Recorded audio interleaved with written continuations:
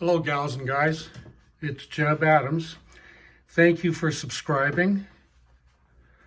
Subscribers really help the sewing machines at this vintage sewing machine restoration site. I'm happy to self-fund this site. My collection, there are a number of machines in my collection here, and the intention of this YouTube channel is to document the basic maintenance that they need. Oops, I'm bumping you guys around. So what I have in front of me is KARL, the Singer 431G convertible. So we've done a pretty good,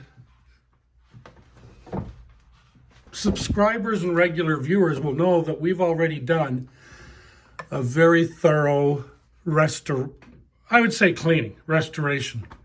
And you can see now that, let me aim this a little better for us. I promise not to abandon you or leave you zoomed in while I go and play with wonderful things elsewhere. And I lost my little thing, so I'll just use a brush. So we got in here and we cleaned with crud cutter, and here where the bobbin winder gear goes. We've really cleaned in here with oil and grease, and there's a little bit of grime there on the paint. I tried not to, I don't want to get crud cutter on the finish or the paint, and if I do, I wash it off with soap and water and right away. But if you remember what this was like at the beginning, this is really, really nice now. And I'm so happy because, you know, we've done this together. I've had people on here, viewers and subscribers, that have been here with this machine every episode. And when people come here and view and subscribe and all that stuff, this is where the help goes. I'm just the mediator or the caretaker, and that's the role I've chosen. So yeah, a bunch of machines. And so we're going to talk needle thread tension devices today. And the needle thread tension device for KARL is right in here with this box of everything else. But they've all been cleaned and they're all good. And this one here, this is the needle thread tension unit from Dennis, the Singer 401A that came out of the condemned house. He's a true train wreck.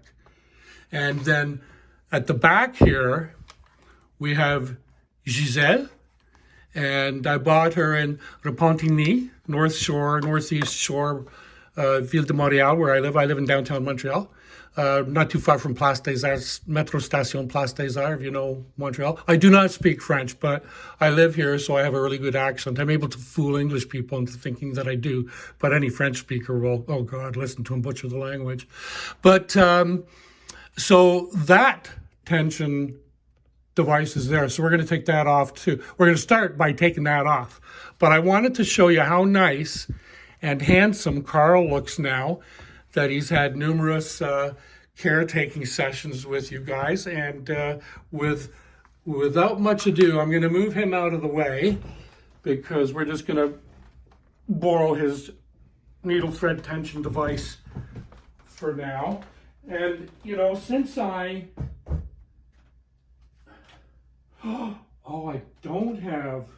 don't have any bed cushions on him yet. Well, I have to put them back up on the shelf then. Yeah. But anyway, and then here we have Giselle. Giselle. Yeah. Repentigny, Quebec, North Shore. Si, muy bien. So what I'm going to do here is, now that I've got the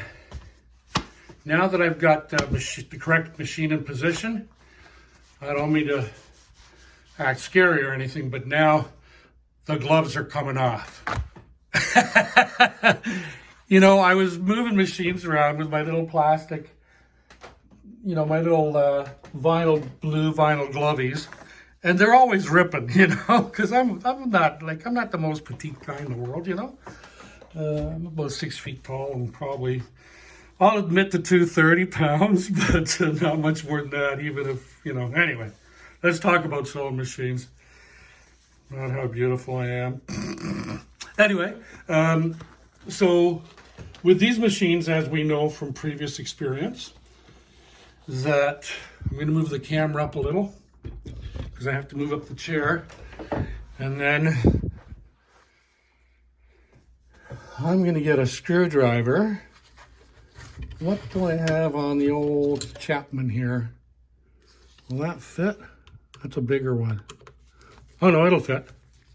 So this is the screw, and this is very similar